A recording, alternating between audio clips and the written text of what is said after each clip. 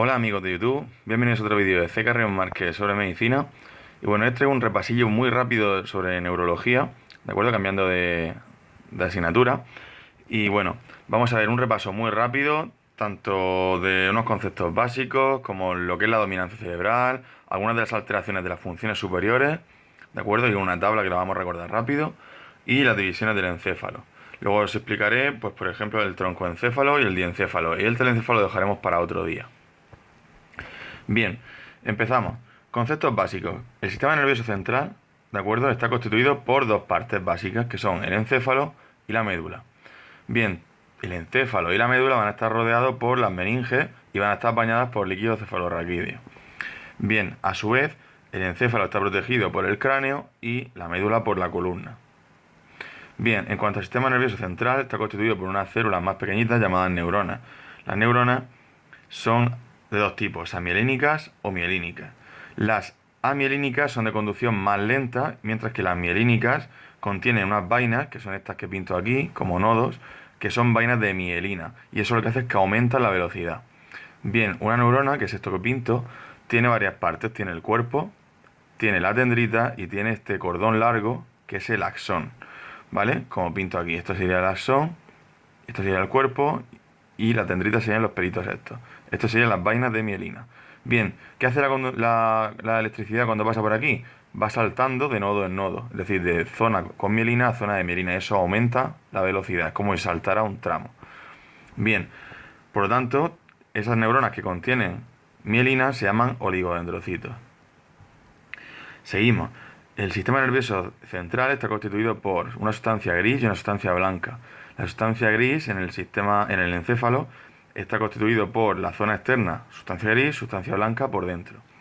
Luego se invierten en el paso a la médula y sería la sustancia gris en la cara más interna y la sustancia blanca en la zona más externa. Bien, en cuanto a las divisiones del encéfalo, pues tenemos tres partes. Una, el troncoencéfalo, que está constituido a su vez por el mesencéfalo, la protuberancia, el bulbo y el cerebelo. Y lo pinto aquí. Este sería nuestro encéfalo. Tendríamos la parte baja, que sería el mesencéfalo, protuberancia, bulbo y cerebelo. Bien, luego tendríamos el diencéfalo. Y el diencéfalo está constituido por el tálamo, el hipotálamo y la hipófisis, el subtálamo y la epífisis. Para recordarlo, diencéfalo, es decir, dos, ¿no? Dos. Pues hay dos tálamos, el eje hipotálamo y hipófisis son dos cosas distintas y el subtálamo va a estar por debajo del tálamo. Fácil. Bien. Y el telencéfalo, que sería el último punto, tendríamos los hemisferios cerebrales, los ganglios de la base y el sistema límbico. Como veis, vamos de abajo al centro y luego hacia afuera, ¿vale? Lo que está pintado en amarillo es lo que representa cada zona. Bien, otro concepto básico. Otro concepto básico sería la dominancia cerebral, que consiste en que toda persona tiene dos hemisferios, el derecho y el izquierdo. Bien, pues en una persona diestra, generalmente el hemisferio izquierdo va a ser el predominante o el dominante, y el hemisferio dominante, la mayoría de personas va a ser el izquierdo, que es lo que estaba comentando, pero en algunos casos puede invertirse. No obstante, esto es lo más frecuente. En el izquierdo, el 95%. Bien, ese hemisferio dominante tiene dos funciones básicas, que son el lenguaje y la audición, y siempre va a ser característico de eso, del hemisferio dominante. Muy importante acordarse de eso. En el no dominante van a estar la situación espacial y la visual. Bien, venimos por aquí. Y ahora tenemos que ver, este sería el cerebro, ¿de acuerdo? Protuberancia, bueno, mesencéfalo, protuberancia, bulbo y cerebelo que están en blanco, ¿de acuerdo? Bien, nos importa los lóbulos. Tenemos zonas del cerebro, la zona frontal, la zona parietal, la zona temporal y la zona occipital, en un color distinto para distinguirlo bien. Bien, la zona frontal se separa de la parietal por una fisura, es decir, un surco muy profundo, bien marcado, que es la fisura de Rolando. Bien, a su vez, la zona central tiene tres partes y vamos desde la zona más frontal hacia atrás. La primera zona sería el área prefrontal, que interviene en la conducta. Bien, luego tendríamos el área motora suplementaria o área premotora. Estas son abreviaciones. Que esto lo que hace es que planifica los movimientos. Y luego tenemos el área motora primaria, que es la que hace el movimiento, la que ejecuta. Por lo tanto, primero tengo una conducta, después planifico un movimiento y después lo hago. Es un poco lógico el orden que tiene. Bien, por lo tanto, una lesión en el área prefrontal puede dar alteraciones psiquiátricas, ¿de acuerdo? De comportamiento, por ejemplo, las más comunes serían los atracones de dulces, comportamiento compulsivo, etcétera. Bien. Luego, a nivel del parietal, tendríamos la sensibilidad táctil, ¿vale? Bien, luego tendríamos a nivel temporal lo que estamos empleando en estos esquemas: memoria, aprendizaje, audición, ¿vale? Bien, y hay otra zona importante que es la de Silvio, que contacta con la de Rolando, ¿de acuerdo? Luego la vamos a ver más adelante y su utilidad. Y luego tenemos la zona occipital. La zona occipital se encarga de la visión, ¿vale? Así de fácil. Bien, pues alteraciones de las funciones superiores son tres concretamente importantes. La afasia en cuanto al lenguaje. Agnosia es la incapacidad para reconocer objetos. Es decir, el paciente le das una moneda, el paciente sabe que es una moneda, pero no lo reconoce tocándolo, ¿vale? Y la apraxia son movimientos que se hace sin que el paciente sea lo que quiera hacer. Bien, dos tipos de afasia importantes, es decir, trastornos del lenguaje. Pues tenemos que los separamos en dos: la afasia de Broca y la afasia de Wernicke, ¿vale? ¿Cómo vamos a distinguir una y otra? Bien, pues los últimos puntos, la repetición y la nominación, están negativas, ¿vale? No y no, no y no. Eso sería igual, por tanto, por esto no podríamos distinguirlo. Pero sí por la fluencia. Y la fluencia va a ser lo que nos dé sobre todo la característica, es decir, ¿es un lenguaje fluido? ¿Es un lenguaje fluente, como pone la palabra? No. Pues si está alterado, ¿vale? Indica una lesión frontal, es decir, sería de Broca, ¿vale? ¿Cómo me acuerdo? Porque Broca es lesión frontal con una F de fluencia alterada, ¿de acuerdo? La de Wernicke está en la zona temporal y sí que tiene buena fluencia. Sin embargo, la de Wernicke tiene una compresión alterada y la de Broca comprende bien. Es muy característico, y esto es importante, que la de Wernicke, el hombre o el paciente habla mucho, pero no dice nada, no entiende, no es capaz de entender nada, ¿de acuerdo? Bien, una afasia expresa una lesión perisilviana, de aquí lo de la zona de Silvio que os decía, ¿de acuerdo? Cortical del hemisferio dominante. Eso es muy importante, si os acordáis, por eso pongo un asterisco aquí y lo he puesto aquí también. El hemisferio dominante era el del lenguaje, y aquí lo estamos hablando desde lenguaje, alteraciones del lenguaje. Por eso una afasia va a expresar una lesión perisilviana, ¿de acuerdo? Cortical del hemisferio dominante, que es el que tiene la función del lenguaje. Bien, cambiamos y vamos a pasar a ver partes de las que antes hemos dicho. Y empezamos por el diencéfalo. El diencéfalo, como veis, lo pinto aquí, más o menos sería esta clasificación. Os lo pongo aquí con unas siglas y luego lo desarrollo. Bien, tenemos entonces, me acerco un poquitín que lo veáis mejor. Tenemos la T de tálamo, la HT de hipotálamo, justo debajo colgando la hipófisis, HF. Después tengo la glándula pineal, ¿vale? Y después tengo el hipocampo, rodeando. Toda esa zona sería el hipocampo. Bien, hablamos del tálamo. Núcleo sensitivo. Contiene núcleos sensitivos que tenemos la tercera neurona de vía sensitiva. Por lo tanto, cuando hay una lesión, por eso pongo el radio significa que se rompe, que se lesiona, hay una disminución de la sensibilidad del hemicuerpo contralateral, ¿de acuerdo? Del otro lado. Bien, eso va a tener que ver con la decusación de la vía piramidal. Cuando subimos desde la médula hacia el cerebro, las vías se cruzan, ¿vale? Por lo tanto, lo que recoge sensibilidad del lado izquierdo pasa a ser del hemisferio derecho y al contrario, ¿vale? Bien, luego tengo también el síndrome de Dejerin-Roussy, que es una disminución de la sensibilidad más hiperalgesia, ¿vale? Es decir, al paciente le duele, le molesta.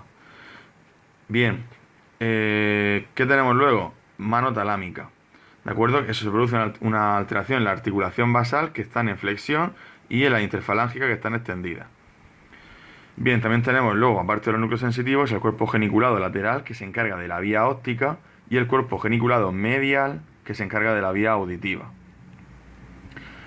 Bien, en el hipotálamo, ¿qué tenemos? Las funciones viscerales. Tenemos la homeostasis, tenemos el control de la temperatura, la osmolaridad del plasma, el centro de la sed y el hambre, y el ciclo vigilia-sueño.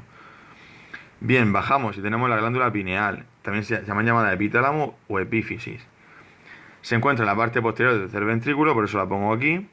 ¿Y cuál es su misión? Pues la misión es una misión inhibitoria. Hasta la pubertad, esta glándula está inhibiendo la maduración de los genitales. Una vez que llega a la pubertad, se quita esa inhibición y entonces los caracteres sexuales se maduran, ¿vale? Entonces el tumor más frecuente es el germinoma, de acuerdo con la maduración genital. Bien, el subtálamo, pues se encuentra bajo el tálamo y contiene el núcleo del sistema extrapiramidal, el núcleo subtalámico de Lewis, y para esto nos acordaremos de una historia, ¿de acuerdo? Cuando se fastidia, cuando se lesiona el núcleo subtalámico de Lewis, hay hemibalismo. ¿Qué es el hemibalismo? Un temblor, ¿vale? Bien, y luego tenemos el globo pallidus. ¿Cómo nos acordamos de todas estas estructuras? Pues tenemos que un chico llamado Luis se encontraba fuera de las pirámides, extrapiramidal, subtalámico de Luis, y comenzó con un cuadro. Me tengo que acordar de que Luis empieza a temblar, hemibalismo, y como tiembla se le escapa el globo que tiene, globo pallidus, ¿de acuerdo? Bien, el hemibalismo se caracteriza por sacudidas y contracciones en miembros superiores y en hemicuerpo, por eso pinto aquí una línea discontinua que atraviesa a Luis. Como veis, esta parte no tiene líneas de temblor y esta sí, ¿vale? Bien, por lo tanto, subtalámico extrapiramidal, subtalámico de Luis, hemibalismo, se le escapa el globo, globo pallidus, ¿vale? Y ya tenemos la historia y tenemos las estructuras. Bien, pasamos al tronco del encéfalo. En el tronco del encéfalo, como antes diferenciaba, teníamos tres partes. Tenemos el mesencéfalo, la protuberancia, el bulbo y el cerebelo que estaría aquí detrás, del cual no vamos a hablar ahora. Bien, mesencéfalo. Tenemos que saber que contiene el núcleo rojo y que se encarga del tercer par, bueno, contiene el tercer par, cuarto par y quinto par sensitivo y se encarga de la mirada vertical, ¿de acuerdo?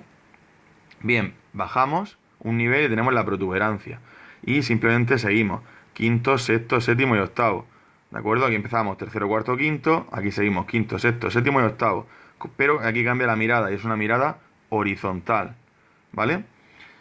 Bien, bajamos otro nivel, bulbo. Y el bulbo ya es lo que queda. Si estábamos aquí en el 8, pues pasamos al 9, al 10 y al 11. Recogemos vías del 7, del 9 y del 10. Quinto otra vez con la sensitiva. 11 y 12. Es decir, completamos ya los números que nos quedan. Repitiendo el quinto con la vía sensitiva, ¿de acuerdo? Y el 7, que estaba aquí. Ya está. Así de fácil. Bien, ¿cuáles son los pares craneales? Para repasarlo rápido. Pues tenemos el 1, el olfatorio. El 2, el óptico. El tercero, motor ocular. Cuarto, patético. Quinto, trigémino. Sexto, motor ocular. Generalmente se explican siempre el segundo, el tercero y el sexto. Perdón. El tercero, el cuarto y el sexto juntos. Porque son los que se encargan de los movimientos oculares. ¿De acuerdo? Que hace el globo ocular. Bien, luego tenemos el facial. El trigémino no lo he dicho, pero tiene tres ramas. Una oftálmica que va al ojo, una maxilar y una mandibular, ¿de acuerdo? Una, me sitúo más o menos aquí, este sería el cráneo, una que va al ojo, la oftálmica, una que va a la zona maxilar, que sería con los dientes de arriba, para que me entendáis, y la zona mandibular a los dientes de abajo, ¿de acuerdo? Bien. Luego tenemos el octavo, que es el acústico, el noveno, el glosofaringeo. Luego tenemos el vago, que es el también llamado cardio-neumoentérico, porque controla esas tres zonas. El 11, que es el espinal, que nos permite la elevación del hombro, y el hipogloso. Bueno amigos, pues este ha sido un repaso muy rápido de un tema rápido sobre conceptos básicos de anatomía, de neurología, algunas pinceladas también de algunas alteraciones como eran las afasias, y nada, si os gusta darle a like, suscribiros, me encanta que seamos cada día más, ya lo digo siempre. A los que me comentéis intentaré mencionaros en los próximos vídeos. Así que nada, un saludo fuerte, espero que me hagáis comentarios buenos. Y nada, un abrazo a todos y ánimo. Hasta pronto.